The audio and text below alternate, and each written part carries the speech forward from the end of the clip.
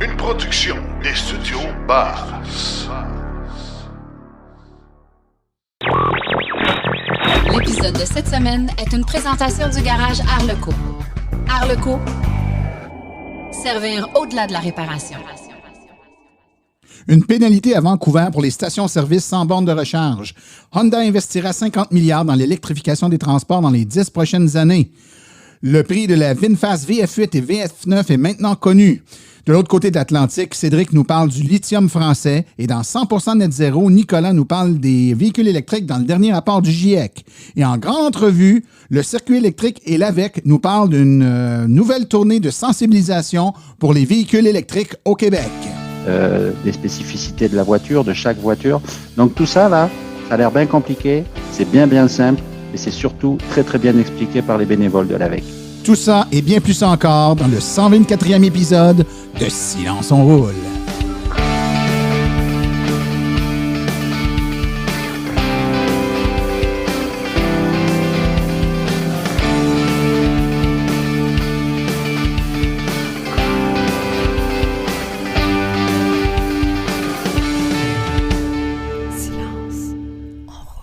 Bonjour tout le monde, mon nom est Martin et c'est avec passion et plaisir que j'anime Silence on roule, le balado dédié 100% aux voitures électriques. Silence on roule est également le fier partenaire de l'Association des véhicules électriques du Québec. Comment allez-vous, chers auditeurs? J'espère que vous allez bien, que vous avez passé un bon 2 semaines. Écoutez, moi, je suis très excité. Là, je regardais dans la dernière semaine les statistiques d'écoute pour le balado dans le dernier mois. On a fracassé des records. En fait, on a presque 50% d'augmentation de code d'écoute.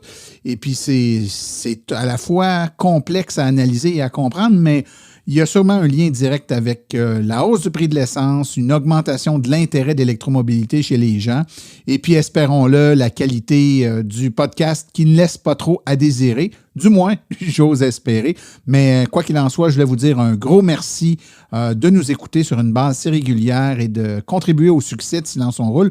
Ceux parmi vous qui nous écoutez par le web et qui n'êtes pas encore abonné au podcast, vous pouvez aller sur abonnement.silenceonroule.com et vous allez y avoir toutes les informations pour vous inscrire gratuitement pour recevoir sur votre tablette ou votre téléphone intelligent là, les épisodes de Silence on roule au fur et à mesure. Et l'avantage d'être abonné, c'est que vous avez accès à des épisodes exclusifs qu'on appelle les hors-séries qui vous sont envoyés de temps à autre là, et qui vous permettent d'avoir des compléments d'informations ou encore d'aller un peu plus profondément dans certains sujets. Alors, cette semaine, on a une émission vraiment bien remplie, vraiment bien chargée avec du contenu, j'espère, qui saura vous plaire. On va avoir, entre autres, une entrevue avec l'AVEC et le circuit électrique pour nous parler d'une initiative qui s'appelle, tenez-vous bien, le relais électrique. Alors, on va en savoir un peu plus dans quelques instants. Et avant d'aller plus loin, je vous propose d'aller tout de suite écouter les actualités dans le monde de l'électromobilité. Vous voulez des produits qui permettront d'augmenter la valeur de revente de votre véhicule? Chez Précision PPF Vitres teintées, nous sommes à votre service depuis 2015. Nos maîtres installateurs sont tous certifiés et ont plus de 17 ans d'expérience dans le domaine. Nous offrons un service de qualité inégalé quant à la protection par pierre, les soins nanocéramiques ainsi que les vitres teintées. Notre pellicule par pierre ultra résistante est invisible et conservera l'intégrité de votre véhicule tout en prévenant la rouille et en protégeant la peinture contre les débris de la route. Notre traitement nanocéramique possède un puissant effet hydrofuge et il préserve l'éclat et la brillance de votre peinture pour en faciliter l'entretien. Que ce soit pour votre voiture, votre résidence ou votre commerce, Précision PPF Vitres teintées est là pour vous offrir la multitude d'avantages qu'offre la teinte de vitre. Venez nous rencontrer au 1970 boulevard des Laurentides à Laval. Appelez-nous au 450-490-4488 ou encore venez visiter notre page Facebook Précision PPF Vitres teintées. Nous comblerons vos exigences tout en vous offrant la qualité que vous recherchez. Les actualités sont une présentation du Salon du véhicule électrique de Québec, du 13 au 15 mai au Centre des foires de Québec. Venez voir et essayer toutes les nouveautés dans le monde de l'électromobilité. Seulement 2 des 66 stations-service de Vancouver offrent des bornes de recharge pour véhicules électriques. Une proposition de la mairie de Vancouver se propose de facturer 10 000 $ par an aux stations-service et aux stationnements commerciaux qui n'auraient pas de bornes de recharge pour véhicules électriques. La proposition vise à accélérer le déploiement des bornes de recharge pour véhicules dans toute la ville et dans l'espoir d'encourager davantage de personnes à acheter des véhicules électriques.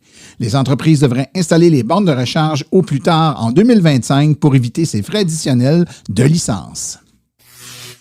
Selon un nouveau rapport de l'Environmental Defense Fund, les ventes de véhicules électriques s'accélèrent rapidement, ce qui pourrait entraîner un changement radical dans l'industrie automobile au cours de la prochaine décennie.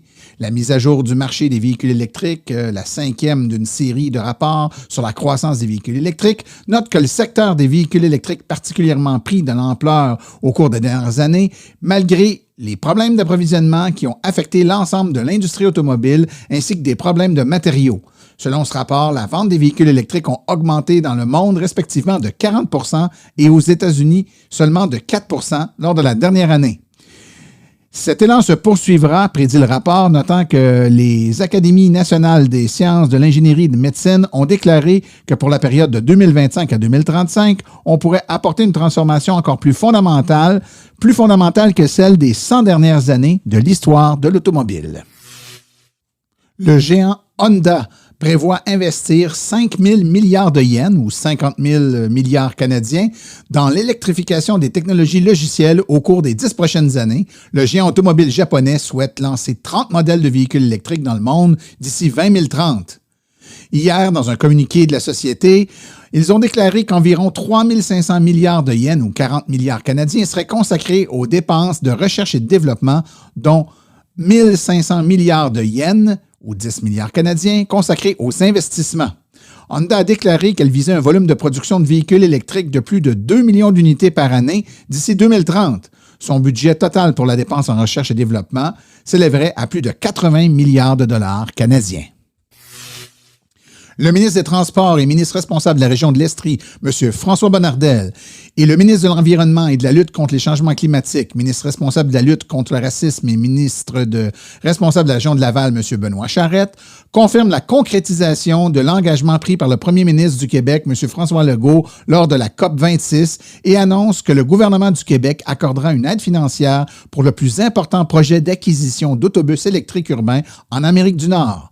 Concrètement, cette autorisation de principe permettra à la Société de transport de Montréal, à titre de mandataire de 8 autres sociétés de transport ainsi qu'Exo, d'effectuer un achat regroupé de plus de 1200 autobus urbains électriques de 12 mètres. La livraison de ces autobus s'échelonnera de 2024 à 2026.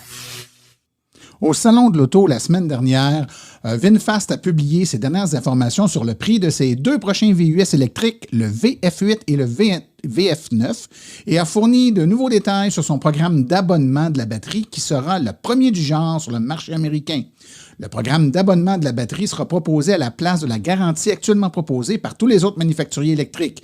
Il fonctionne de façon similaire, remplaçant la batterie lorsque celle-ci descend en dessous d'un seuil de capacité de charge, 70 % dans le cas actuel, et VinFast est responsable des coûts de maintenance et de réparation de la batterie durant sa vie active.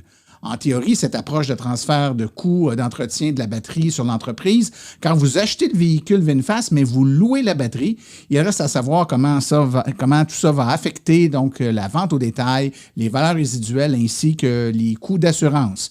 Ce qu'on sait, par exemple, ce qui a été confirmé, c'est que le programme va être obligatoire pour les VF8 et VF9, mais il s'agit d'une solution provisoire.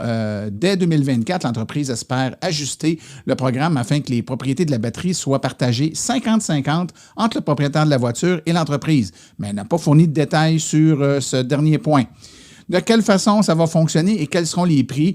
Donc, on sait qu'aux États-Unis, le prix de base de la VF8 sera de 40 700 $ américains pour la version Eco avec la batterie la plus petite, mais la mise à niveau pour la batterie plus grosse va coûter que 300 $ additionnels, ce qui représente un prix de seulement 41 000 $ américains.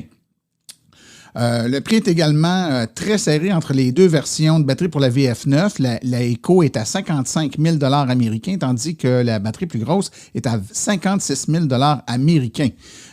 Maintenant, reste à voir comment tout ça se traduit avec les prix canadiens. Ce qui a été entendu entre les branches, c'est que la VF8 débuterait à 51 250, transport et préparation non inclus, ce qui ne la rendra pas éligible à la subvention fédérale de 5 000 $, mais quand même à celle de 7 000 $ du gouvernement du Québec. Et pour ce qui est du VF9, qui est un VUS à 3 rangées, plus spacieux, le prix sera à 69 750, ce qui, dans son cas, ne la rendra pas éligible à aucune des deux subventions. En ce qui a trait au coût pour la location maintenant, il y a 2 plans pour louer la batterie, donc un plan flexible et un plan fixe. Le plan flexible vous coûte moins cher, mais vous avez des limites en kilométrage. Donc, on parle de 35 $ par mois pour le VF8 et de 44 $ par mois pour le VF9. Mais on est limité à 500 km ou sinon, ça va être 11 sous par 1000 ou par 1,6 km de pénalité et de 15 sous pour la VF9. Pour l'abonnement fixe, il n'y a pas de limite de kilométrage et il va vous en coûter 110 $ par mois pour le VF8 et 160 $ par mois pour le VF9. Donc, ça peut devenir avantageux si vous faites un peu plus de kilométrage. Donc, ces prix s'ajoutent au prix d'achat du véhicule, bien entendu.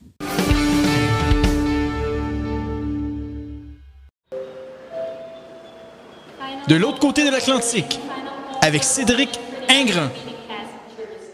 Nous voilà de retour avec notre collaborateur des vieux pays, Monsieur Cédric Ingrand. Comment ça va, Cédric?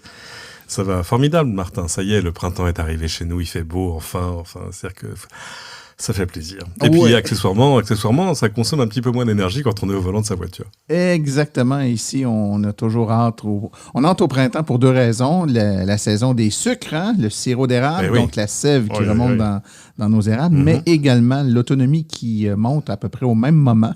Donc, on récolte du sirop et de l'autonomie. Chez vous, c'est plus violent, oui. Oui, un petit peu. Un tantinet, dit-on. Alors, Cédric, avec quoi veux-tu nous entretenir aujourd'hui? Alors, j'ai plein de sujets. D'abord, chez nous, en France, il y a une grosse actualité qui est l'élection présidentielle qui se déroule en ce moment. On est entre les 2 tours de l'élection. Donc, dans quelques jours, là, dimanche prochain, on saura qui de Emmanuel Macron ou de Marine Le Pen va être élu. Les sondages nous disent que c'est quand même plus probablement, famous last words, Emmanuel Macron qui va être réélu. Et si je vous en parle, c'est parce que ça aurait un intérêt pour les sujets qui nous intéressent. Le président candidat a promis que, grâce à lui, se développerait un système de location avec option d'achat, de leasing, sur les véhicules électriques qui ramènerait leur prix mensuel à 100 €. 100 €, c'est quoi? Moins de 150 $ canadiens aujourd'hui? 140, quelque chose comme ça. Ce qui est pas mal. Ouais. En gros, ce serait un plan de leasing co-sponsorisé par l'État, qui ferait un peu la jonction entre le prix actuel et cette barre psychologique des 100 €. Parce qu'évidemment, lui explique, il l'a dit encore dans une interview, il a dit, vous savez, aujourd'hui, on est en train de subventionner le prix des carburants pour que les effets de la guerre en Ukraine soient pas trop violents. En ce moment, aujourd'hui, si tu passes à côté d'une pompe à essence en France, tu vas couramment voir du prix de sans-plomb ou même de diesel à plus de 2 € le litre. T'imagines, si je te fais le litre à 3 $, ça, tu vas voir flou. Eh ben, il y a plein de gens qui ont vu flou. Donc, évidemment, le gouvernement a dit, bon, on va se débrouiller pour essayer de ponctionner un peu moins de taxes, de faire baisser un peu les prix. Mais voilà, la philosophie d'Emmanuel Macron, c'est de dire, écoutez, cet argent, je préférerais le mettre dans quelque chose qui pousserait les gens à changer de véhicule. Ce serait peut-être plus productif. Alors, c'est intéressant parce que du coup, on a passé en revue les véhicules qui existent aujourd'hui et qui existent aux alentours d'une centaine d'euros par mois.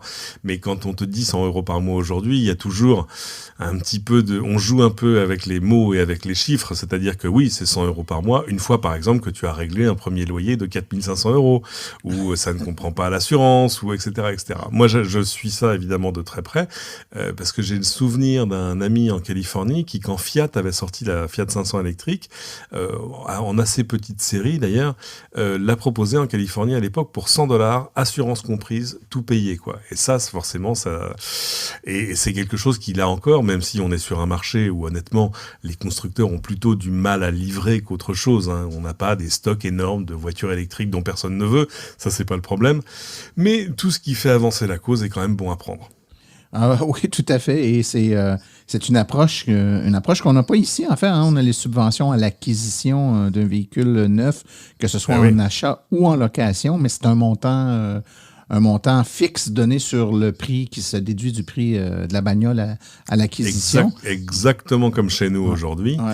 Et avec des effets de seuil en plus qui font que si tu passes ici 45 000 euros, boum, ça y est, c'est plus 6 000, c'est 2 000 euros. Enfin, mais il y a aussi quand même un peu de subvention, même sur l'occasion. Bref, tout ce marché-là, il est stimulé. Jusqu'au jour, évidemment, où les courbes vont se croiser entre le prix d'un véhicule thermique et son équivalent électrique. Et parle-nous donc maintenant de cette nouvelle à l'effet que l'Europe va autoriser la conduite autonome sous certaines conditions quand même. Je pense qu'on en avait parlé il y a peut-être... Oui, tout à fait, parce que c'était de l'ordre du projet. Ça avait été discuté au niveau de la Commission européenne et du Parlement européen, mais on attendait de savoir comment ça allait trouver traduction dans nos législations locales. Ça y est, chez nous, moi je vais avoir 2 raisons de fêter le 14 juillet. D'abord, ce sera la fête nationale.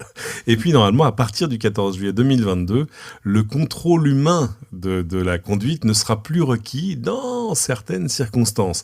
Et alors c'est là qu'on voit que le diable va se loger dans les détails. En gros, on connaît tous aujourd'hui presque les niveaux d'autonomie d'une voiture qui vont de 0, c'est-à-dire rien, jusqu'à 5, c'est-à-dire la voiture qui n'a plus besoin de conducteur, même plus de volant, plus rien.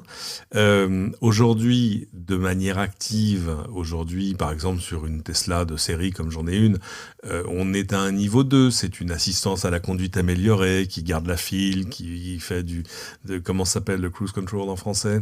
C'est tout, j'aime demander à Martin. Voilà, merci. Le régulateur de vitesse adaptatif. Oui, je me connecte au Québec pour qu'on me réapprenne le français, c'est quand même terrible.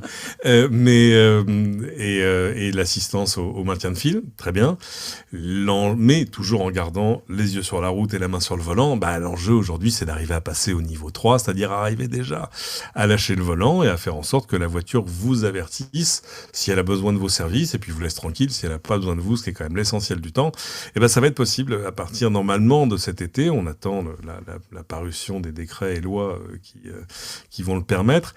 Mais alors quand même, les gros détails, c'est que pour l'instant en tout cas, il va y avoir des limitations. D'abord, ça s'appliquera chez nous, là je parle de la France, uniquement sur les voies où il n'y a ni piétons ni cyclistes, donc pas en ville, clairement, ça n'a pas de problème. Il faut qu'il y ait une séparation physique entre les 2 sens de circulation. Donc là, on comprend qu'on est vraiment sur des grandes routes et pas juste sur des routes départementales de campagne et ailleurs. Et alors surtout, ça ne marchera que pour des routes dont la vitesse maximale est de 60 km/h. Et là, il y a un problème, c'est que les routes à séparateur central qui ont une vitesse à moins de 60 km/h, j'ai cherché, j'en trouve pas. Non, c'est comme paradoxal. Hein? On veut 2 choses qui sont pas très compatibles ensemble. Alors, j'ai pas encore compris si ça ne fonctionnera pour la voiture qui a 60 km/h, mais alors là, ça pose un problème, parce que les autoroutes françaises, c'est 130. Hein, donc, là, on n'a pas le droit, d'ailleurs, je crois, de conduire en dessous de 80 sur une autoroute française. Et bref, le législateur, sentant qu'il était en train de semer plus le trouble qu'autre chose, a dit que l'extension à 130 km/h est déjà envisagée pour un avenir aussi proche que possible. En gros, on essaie de se mettre un peu le pied à l'étrier, tu vois, pour démarrer et puis voir si ça fonctionne, si ça crée pas plus de problèmes que ça n'en résout. Mais voilà, je suis content. Là, l'Europe et puis la France avance, parce que vu d'ici, quand même, toutes les avancées sur la conduite autonome que je vois sur le continent nord-américain, au bout d'un moment, sont un peu... on aimerait que ça traverse l'Atlantique. Ouais. Parlant de traversée, parle-nous donc de cette annonce toute récente là, de Mercedes qui aurait réussi un tour de force quand même assez exceptionnel au niveau de l'autonomie du véhicule. Ah oui. En fait, Mercedes, il y a quelques jours, a annoncé qu'ils avaient fait un voyage de 1000 km avec une seule charge, sans s'arrêter, sans recharge. Mais 1000 km, même pas sur circuit, en conditions réelles. En fait, ils ont fait ça avec un véhicule qui s'appelle la Vision EQXX, qui est un concept car encore, qui ressemble à une sorte de grand coupé assez élégant et surtout très léger. Il nous manque des specs. Mais en gros, il serait parti de Stuttgart pour aller jusqu'à la Côte d'Azur en France. Et ça, sans recharger trajet, ils ont fait 1000 km et encore à l'arrivée, il leur restait 15% d'autonomie. Alors ça, c'est les données qu'on avait au début. On était plusieurs à se gratter un peu la tête en disant « Ah, attends, bah oui, mais elle faisait combien la batterie ?» Parce que si la batterie fait 200 kW, oui, moi aussi, je peux le faire. Et ben non, c'était une batterie de 100 kWh. Ouais, 100 kWh, ouais. Alors évidemment là on a tous dit oui mais attends elle a roulé à quelle vitesse la voiture parce que si elle roule à 40 km/h là aussi on peut faire des économies. Non, le prototype a fait le voyage à plus de 100 km/h de moyenne et il lui restait 15% de charge à l'arrivée, c'est-à-dire en gros ça y est ils ont fini par publier la consommation réelle. L'efficacité sur route de cette EQXX équivaut à seulement 8,7 kWh pour 100 km et ça c'est quand même extrêmement bas quand on le compare à ce qui existe sur le marché aujourd'hui, c'est-à-dire que parmi les véhicules les plus efficients qu'on connaisse et surtout sur lesquels on a le plus de recul et de chiffres, vous avez la Model 3 de Tesla et moi je regarde du coup je suis allé voir la consommation de la mienne, ce que je fais assez rarement, et bah sur les 24 000, 25 000 km que j'ai fait depuis presque près d'un an, on est sur une moyenne de 14 kWh au 100 km et encore c'est pas beaucoup, il y a des voitures qui font beaucoup moins bien que ça, donc 8,7 kWh c'est quand même extrêmement impressionnant, d'autant que ce trajet s'est fait, on l'a dit, dans des conditions réelles, avec des températures où parfois il faisait moins de 5 degrés, voire 3, etc. Donc avec quand même du vrai froid, enfin du vrai froid européen, hein, j'explique, pour vous, nord-américains, dans vos contrées où le froid pique très fort. Alors évidemment, il y a beaucoup de choses qui tiennent à la conception de la voiture, sur son aérodynamique, sur la façon dont elle canalise l'air pour aider à évacuer la chaleur perdue, etc. La composition de la batterie aussi là-dessus, on attend d'en savoir un peu plus, mais c'est pas quelque chose qui va se retrouver dans le commerce demain. Mais tout à coup, c'est agréable de voir des constructeurs, j'ai envie de dire historiques, qui se mettent à tenter au moins de prendre le lead sur des avancées technologiques qui vont faire avancer le marché tout entier. Parce que ces technologies-là, elles sont appelées à être partagées, sous licence, brevetées évidemment, etc., etc. Donc on a toutes les chances en tout cas de les retrouver ailleurs. Impressionnant. Déjà passer sous les 10 kWh, sous les 10 kWh au 100 km, c'est absolument énorme et du coup on va se remettre à regarder de très près ce qui se passe du côté de Mercedes qui en tout cas clairement semble avoir choisi de ne pas faire de la figuration sur ce marché. Tout à fait et ça remet en question je trouve toute la réflexion sur la nécessité également d'avoir de si grosses batteries. 1000 km avec une batterie de 100 kWh, aurait-on pu se contenter d'un véhicule de 50 kWh de batterie puis 500 km d'autonomie?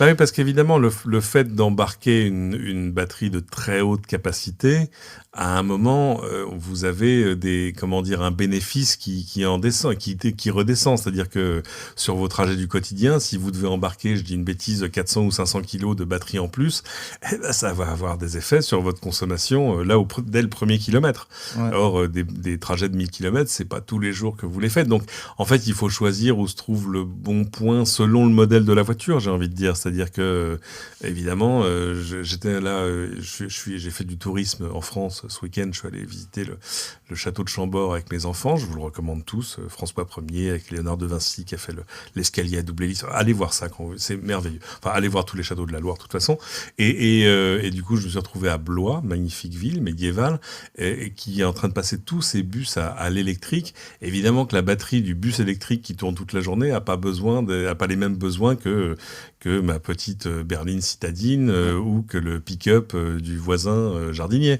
Enfin bref, mais du coup, il faut se poser la bonne question de la bonne taille de batterie, même si on est en train de voir que cette bonne taille, elle est en train d'évoluer. Et c'est là aussi que, dans le débat qui nous oppose parfois aux tenants, ils existent encore, du véhicule thermique, le meilleur argument, c'est de dire que l'électrique est sur des technologies qui, elles, sont encore sur une vraie courbe d'évolution. C'est-à-dire qu'il y a encore une vraie réserve d'innovation, il y a encore des avancées majeures à connaître dans les 5 à 10 prochaines années. Si on a le recul de regarder ce qui s'est passé sur les 10 dernières années, il s'est passé des trucs absolument mais phénoménaux, des trucs phénoménaux, oui.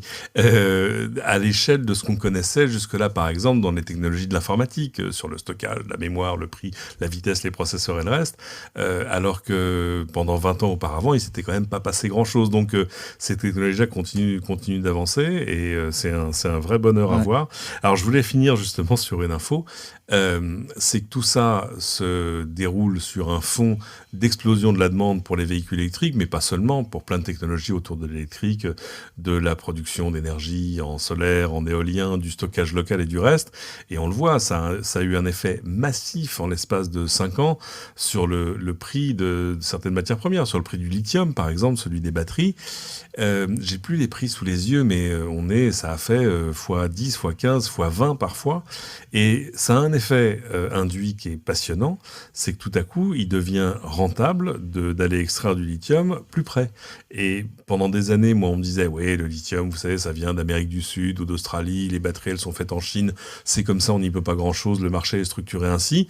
Et ben, en France, on a un organisme qui s'appelle le BRGM, qui est le Bureau de recherche géologique et minière. Et ben, on a déterré un rapport du BRGM qui date d'il y a 4 ans et qui nous apprend en fait que la France, entre autres, est un terreau fertile en lithium. En gros, sur une barre qui traverse la France d'est en ouest, je vous la fais un petit peu rapide, mais qui va permettre d'ouvrir de vraies mines. Et évidemment, vu le prix auquel le lithium est aujourd'hui, ça a un véritable intérêt. Et du coup, ça relance des vraies filières industrielles. Il y a une start-up chez nous qui s'appelle Verkor, V-E-R-K-O-R, qui va créer une gigafactory de batteries électriques dans le nord de la France, là juste à côté du port de Dunkerque. Mais c'est un investissement colossal, c'est 2,5 milliards d'euros. Le but, c'est d'arriver assez rapidement dans une usine qui fait 500 000 m², de produire assez de batteries pour équiper 300 000 à 500 000 voitures par an, ce qui est énorme. C'est une puissante capacité de ces 16 gigawattheures. Enfin, c'est structurant. Et encore, c'est pas la seule. Il y en a 2 autres qui sont en train de se monter. Ce qui est formidable, parce qu'évidemment, c'est beaucoup plus vertueux pour les constructeurs qui, je pense à des Renault, à des Stellantis et tout ça, qui ont des usines non loin de là et qui vont pouvoir aller se fournir en batterie à moins de 100 km de l'usine et plus les faire venir par bateau. Enfin, voilà, c'est-à-dire qu'arriver à raccourcir le circuit et ça, cette économie du lithium, on va la voir exploser, pas seulement chez nous. Donc ça, c'est quand même la vraie bonne nouvelle de la semaine. Tout à fait. Cette indépendance-là aussi dans la chaîne d'approvisionnement là, est un besoin criant depuis quelques années. Là, on le sent, on le vit ici aussi en Amérique. Donc, la même situation se vit chez vous. Ben, merci beaucoup, Cédric, pour ce tour d'horizon. C'était comme d'habitude un grand plaisir. Merci beaucoup. À bientôt.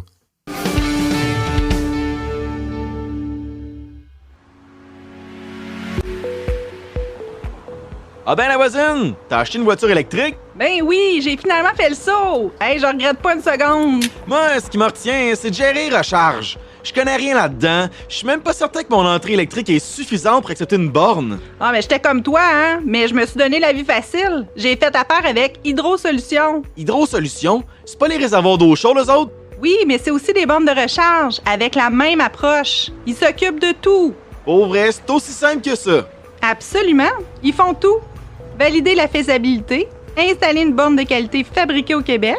Ils ont même un plan de financement sur 24-48 mois. Je t'avoue que ça change la donne pas mal. Avec le temps que ça fait que j'ai le goût de passer à l'électrique, je fais quoi si je veux utiliser leur service? Toute l'information est sur leur site Internet. C'est le www.hydrosolutions.com. Ils vont te faire une soumission gratuite. Essaie-le, t'as tout à gagner. Hydro-Solutions, leur mission, vous simplifier la vie.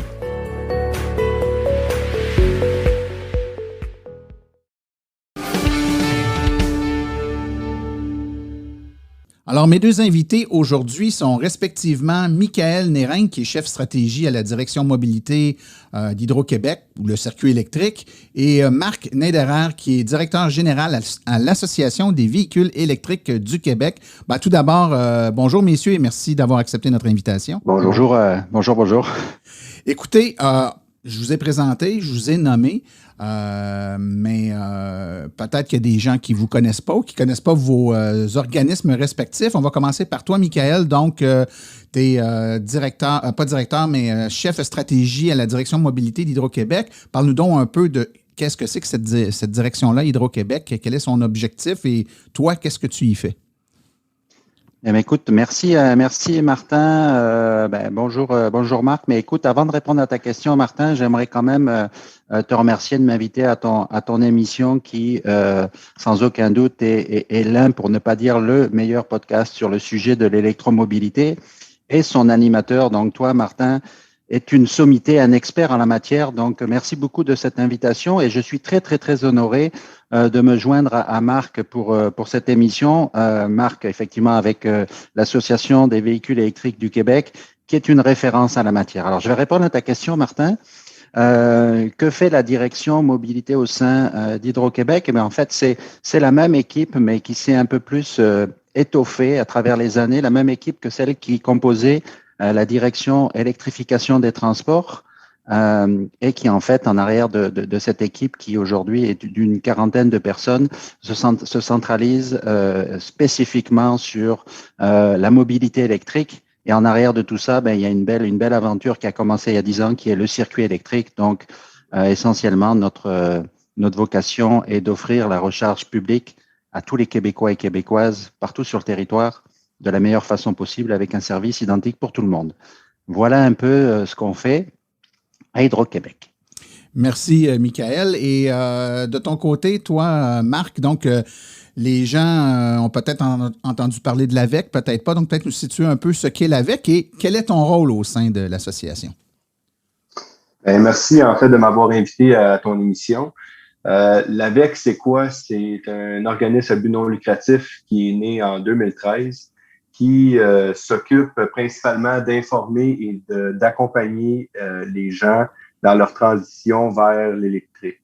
Donc, tous ceux qui veulent passer d'une voiture à essence vers une voiture électrique peuvent nous contacter ou venir nous voir dans des événements. On peut leur faire essayer des véhicules, on peut les informer sur l'utilisation, sur la recharge, sur quoi faire avec leur véhicule, qu'est-ce que ça mange en hiver, un véhicule électrique, si c'est possible de faire des longs voyages, des courts voyages, l'utiliser en ville. On a toutes les réponses, puis on fait de l'accompagnement pour les gens. Moi, mon rôle au sein de l'association, c'est de coordonner et d'accompagner les partenaires privés, publics et les membres et de coordonner les différents événements avec les différents intervenants là, pour chaque événement. D'accord. Donc, on comprend bien le rôle des deux. On voit bien que vous avez un rôle complémentaire et qui, de toute évidence, est destiné à travailler dans une certaine symbiose. Maintenant, il y a une collaboration qui semble s'être établie au fil du temps entre l'AVEC et le circuit électrique. Michael, peux-tu nous parler un peu de cette collaboration-là? Elle vient d'où? C'est né comment? Puis de quelle nature est cette collaboration-là entre l'AVEC et le circuit électrique? Avec plaisir. En fait, Hydro-Québec, donc le circuit électrique n'a pas pour vocation de faire les choses toutes seules. Il y a un écosystème qui est très, très fort au Québec dans le domaine de l'électromobilité.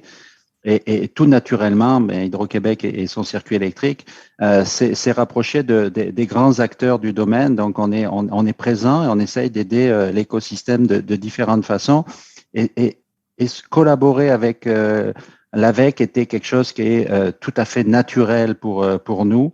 Et ça s'est fait au fil des années, ça s'est renforcé au cours des dernières années. Donc, une collaboration qui met différents joueurs ensemble.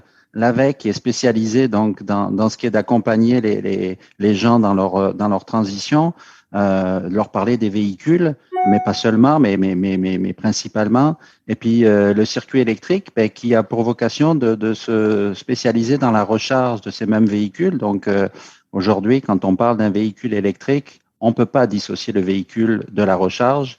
Et cette association est tout à fait naturelle. J'en suis très, très, très content. D'accord. Bon, on comprend un peu mieux maintenant à quel point c'est naturel pour vous autres de travailler ensemble. On va parler d'une initiative qui s'appelle le relais électrique dans quelques instants, mais outre le relais électrique, brièvement, Michael, est-ce qu'il y a d'autres types d'initiatives que le circuit électrique et l'AVEC ont fait ensemble pour donner une idée là, à nos auditeurs de ce que cette collaboration-là peut permettre de faire? Ben oui, concrètement, donc comme je disais, ça fait plusieurs années qu'on collabore étroitement avec l'AVEC et on s'assoit donc à des tables de consultation avec Roulant électrique, mais plus spécifiquement une initiative qui est née de cette grande amitié professionnelle, c'est notre projet Alliance, qui en fait représente le jumelage, donc une initiative proposée par l'AVEC pour mettre en contact un particulier qui se poserait des questions, qui voudrait avoir accès à un bénévole propriétaire d'un véhicule électrique, faire l'essai d'un véhicule spécifique. Et en fait, on s'associe à l'AVEC et à ses bénévoles pour que pendant cet essai routier, il y a un essai de recharge où toute l'information nécessaire à la recharge pour rassurer et confirmer que le saut vers l'électrique, c'est la bonne façon de faire et c'est ce qu'il faut faire. Donc oui, ça fait partie, cette initiative-là, de choses qu'on fait ensemble, mais on révise ensemble des documents, des pamphlets, des dépliants, on participe à des salons, on est actif sur le terrain. Voilà un peu. Merci ça répond beaucoup. À ta question. Ben oui, très bien. Et maintenant, parlons d'une des initiatives de votre partenariat qui est le relais électrique. Marc, j'aimerais que tu nous expliques qu'est-ce que c'est le relais électrique là, dont on entend parler depuis quelque temps. Le relais électrique, c'est principalement des événements qui vont avoir lieu un peu partout dans le Québec pour aller rejoindre la population. Qu'est-ce que ça va être, ces événements-là? C'est des événements d'essais routiers.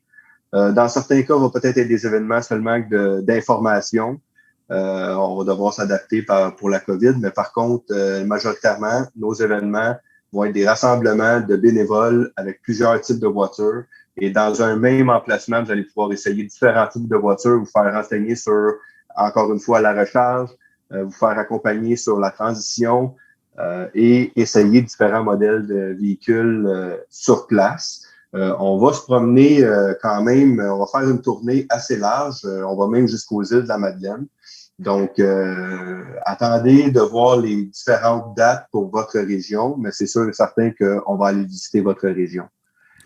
Donc, Marc, les gens ont probablement en tête comme référence, par exemple, les salons de l'auto, le salon de la voiture électrique, où pendant ces événements-là, vous êtes là d'ailleurs, à la fois le circuit électrique et l'AVEC d'ailleurs, pour coordonner bien souvent les essais routiers. Les gens peuvent mettre leur nom sur une liste, puis pendant leur visite du salon, à un moment donné, aller essayer un véhicule, peut-être 2 s'ils sont chanceux, mais il faut comprendre que c'est des gros événements, les salons de l'auto, où il y a énormément de gens qui veulent essayer des voitures.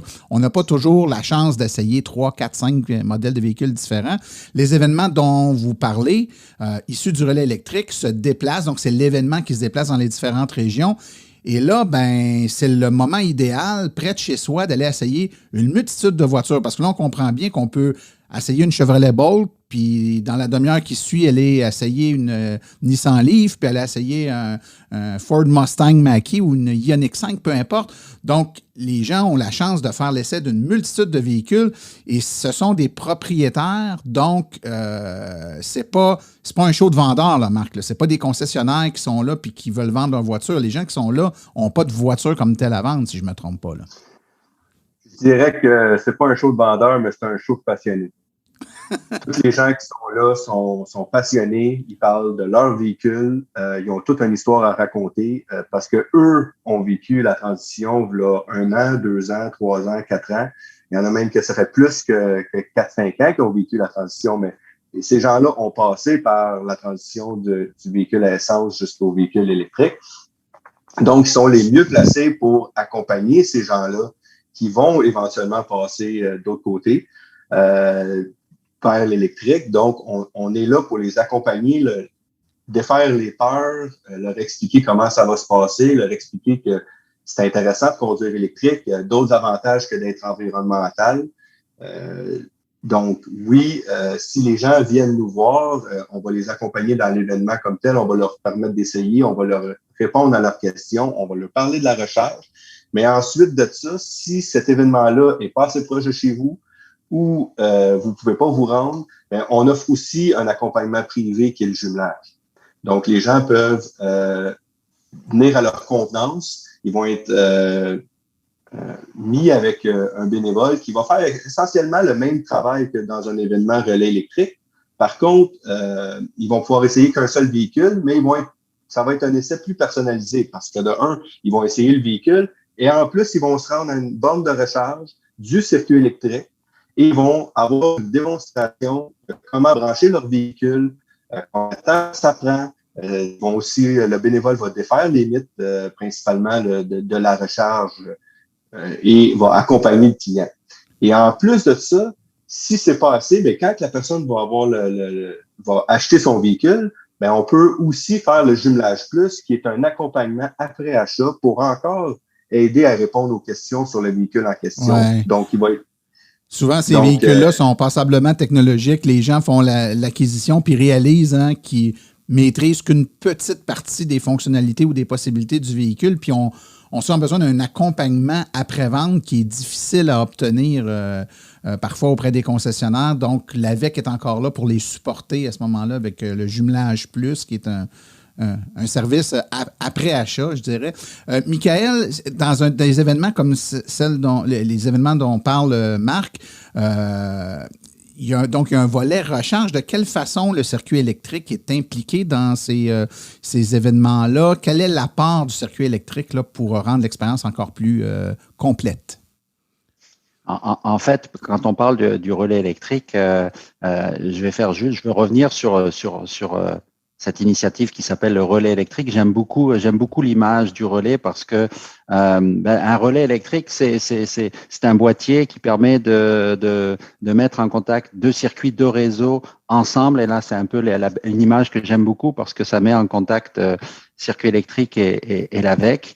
Donc, un relais, finalement, dans les faits, c'est comme une espèce de caravane aussi qui va s'arrêter de point à point pour aller rencontrer les gens et leur parler de la belle aventure qu'est de sauter dans le monde de l'électromobilité. Comment est-ce que Hydro-Québec va se mettre en action?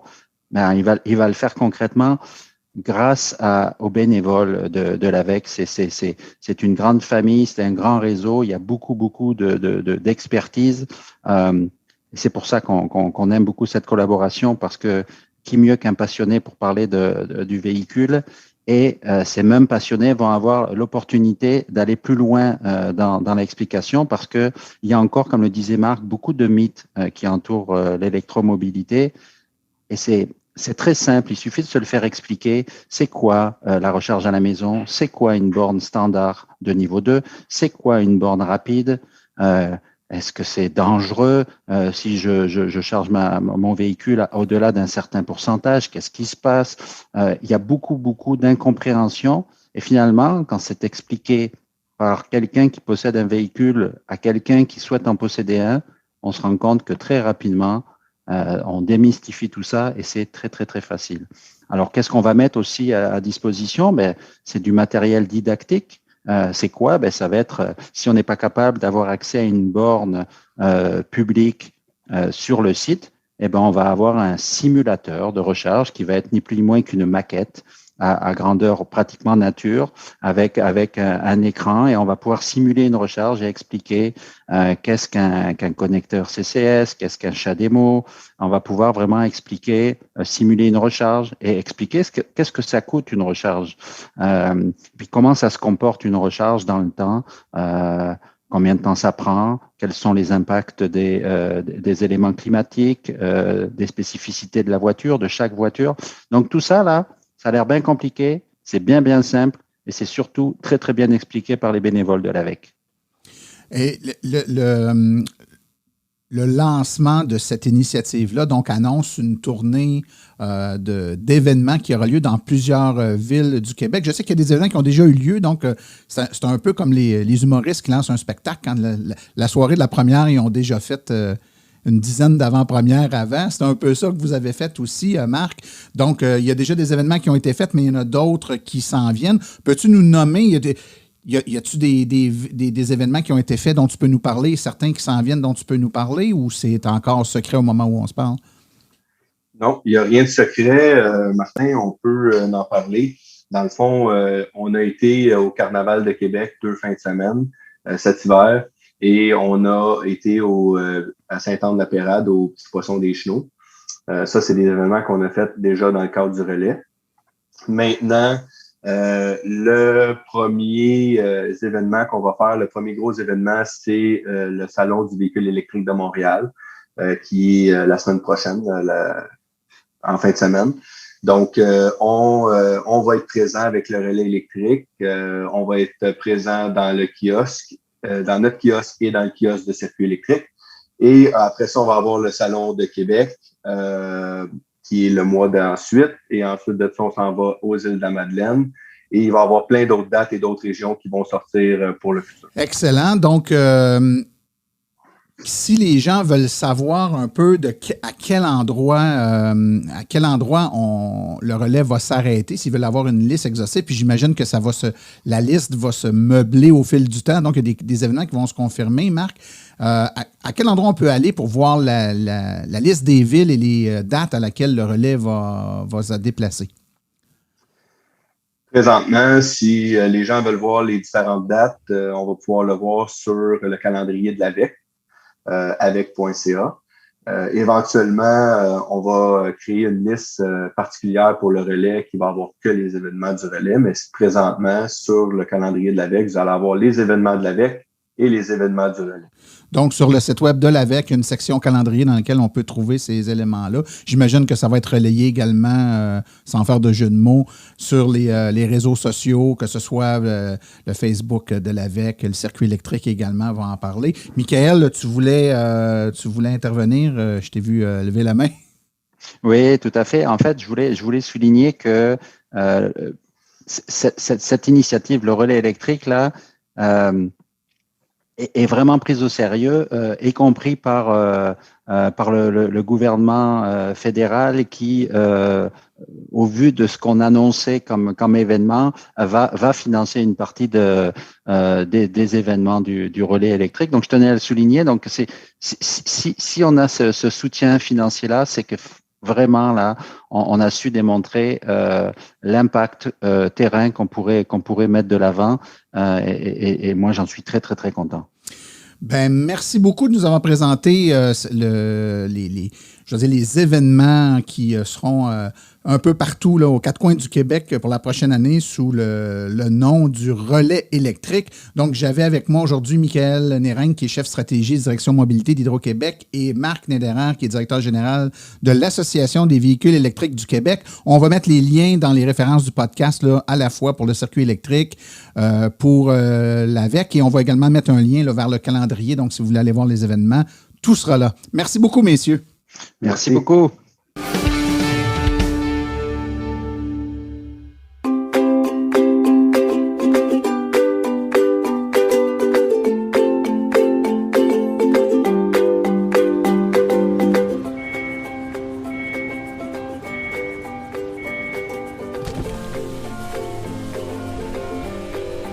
C'est vrai que ça brise moins, mais il y a quand même un minimum d'entretien à faire sur nos voitures électriques. Quand est venu le temps de faire l'entretien de mon véhicule, j'ai choisi de faire confiance à l'équipe d'Arleco plutôt que le concessionnaire. Ça fait maintenant 3 générations que cette entreprise familiale chouchoute nos voitures et ils ont été parmi les premiers à s'engager activement dans l'électrification des transports tout en adoptant des procédures et des produits sains pour l'environnement. Avec ses techniciens spécialement formés à l'entretien et réparation des voitures hybrides et électriques, Arleco nous offre aujourd'hui la même qualité de service sur nos VE qu'elle a toujours livré depuis bientôt 40 ans. De plus, chez Arleco, j'obtiens 10 % de rabais sur la main-d'œuvre et les traitements anti-rouille avec ma carte membre hors de l'AVEC. Arleco Génération 3, 8470 Boulevard Parkway à Anjou, 514-352-1446 ou arleco.ca. Arleco, servir au-delà de la réparation.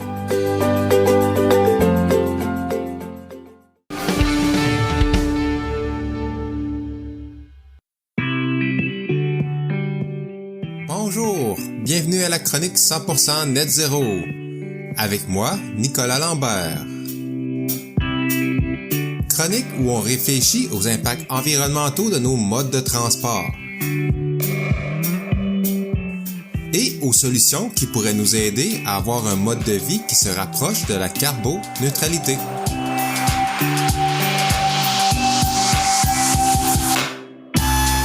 Les voitures électriques. Qu'en pensent les experts en sciences des changements climatiques? Partout à travers le monde, les gouvernements mettent en place des mesures pour favoriser l'utilisation des véhicules électriques. On parle souvent de crédit à l'achat, de loi zéro émission, qui sont des mesures utilisées au Québec. Et dans le cas de la loi zéro émission, le gouvernement fédéral va lui aussi instaurer une loi qui va obliger les constructeurs à avoir un certain pourcentage de leurs ventes qui soient des véhicules zéro émission. Cette nouvelle loi fédérale risque même d'être plus contraignante que celle du Québec.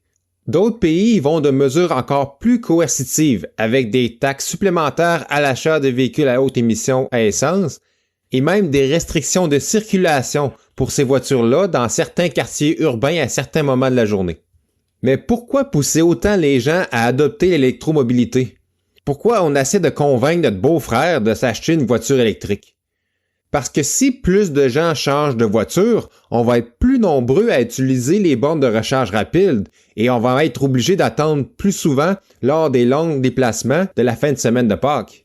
On serait pas mieux de garder ça secret pour avoir moins de problèmes lorsqu'on veut recharger? En réalité, on le sait, la raison pour laquelle on veut qu'un plus grand nombre de citoyens adoptent l'électromobilité, c'est pour lutter contre les changements climatiques en diminuant les gaz à effet de serre que l'on émet quand on se déplace. Mais est-ce que c'est une méthode vraiment efficace pour freiner le changement climatique? Parce qu'à en croire mon beau-frère, c'est une mauvaise idée parce qu'apparemment, ma Tesla serait plus polluante que son vieux truck diesel. Pour savoir si la voiture électrique est un bon moyen de lutter contre les changements climatiques, j'ai décidé d'aller consulter les experts dans ce domaine, le GIEC. Le GIEC, c'est un acronyme pour le groupe d'experts intergouvernemental sur l'évolution du climat. On peut pas avoir mieux sur le sujet des changements climatiques. Et étant donné que cet organisme relève directement de l'ONU, les scientifiques qui y travaillent proviennent d'à peu près tous les pays dans le monde. Ça évite comme ça d'avoir des influences politiques puis de former un réel consensus scientifique au sujet des changements climatiques. Et qu'est-ce que ce groupe de scientifiques-là a à dire sur l'adoption des voitures électriques?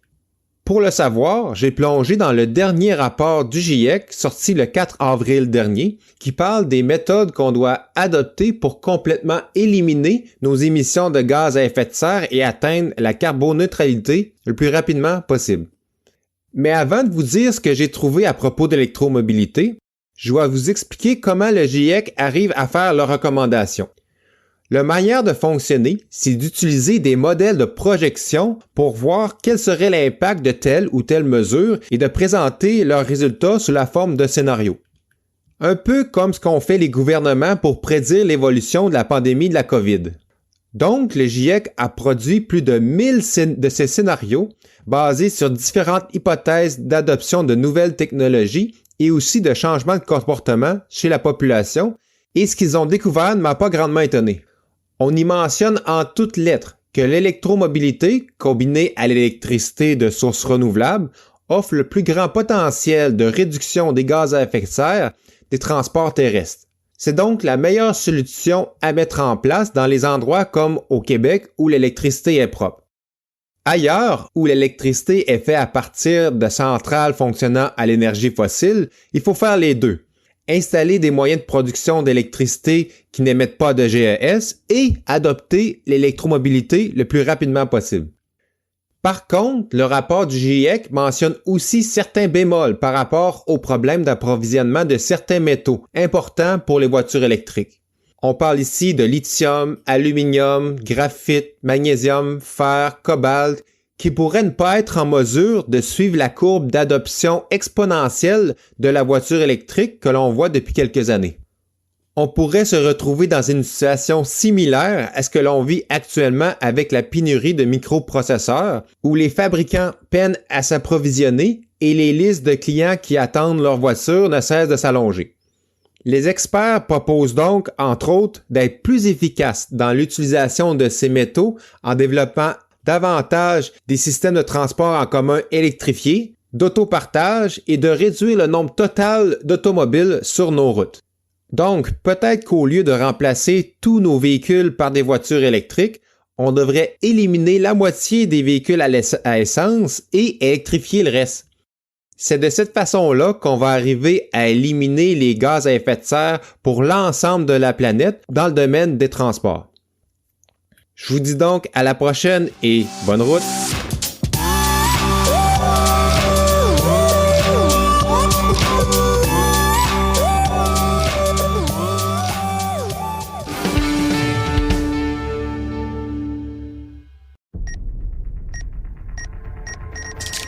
Comprendre son auto en 60 secondes, top chrono. Une question qui revient souvent, c'est comment je peux faire pour améliorer la performance de recharge aux bornes rapides. Eh bien, évidemment, en hiver, on le dit maintes et maintes fois, la température de la batterie est cruciale, donc de laisser dormir la voiture dans un garage chauffé, par exemple, ou de rouler pendant un bon bout de temps avant une charge rapide va augmenter les performances. Mais en été, est-ce qu'on peut améliorer les performances? La réponse est oui. Il y a une température idéale à laquelle doit être la batterie pour bien charger ou charger à son maximum. Et les véhicules qui ont la fonctionnalité de préchauffage et de conditionnement de batterie vont permettre d'amener la batterie à la température idéale pour la borne. Il suffit d'entrer dans le GPS de la voiture, le site où on s'en va, et le véhicule va se charger d'amener la batterie à la bonne température au bon moment pour qu'une fois arrivé à la borne, on ait le maximum de vitesse à la recharge. Malheureusement, très peu de véhicules offrent pour le moment cette option.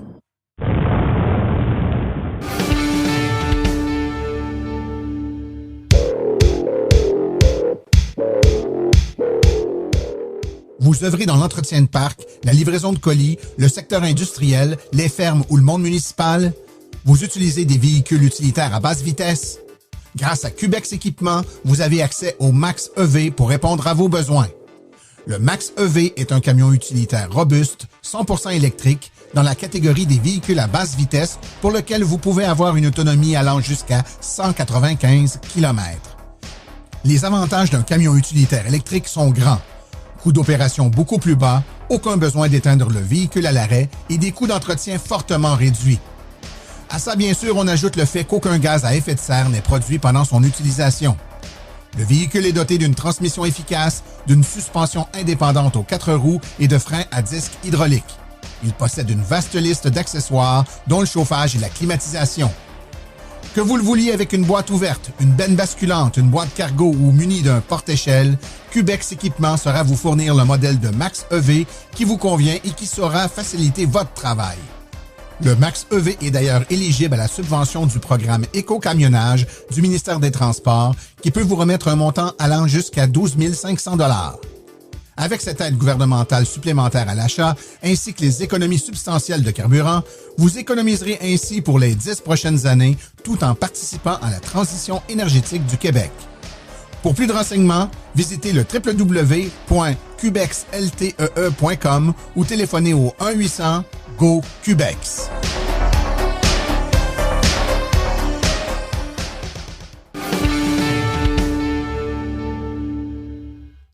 Voici les événements à venir dans les prochaines semaines dans le monde de l'électromobilité.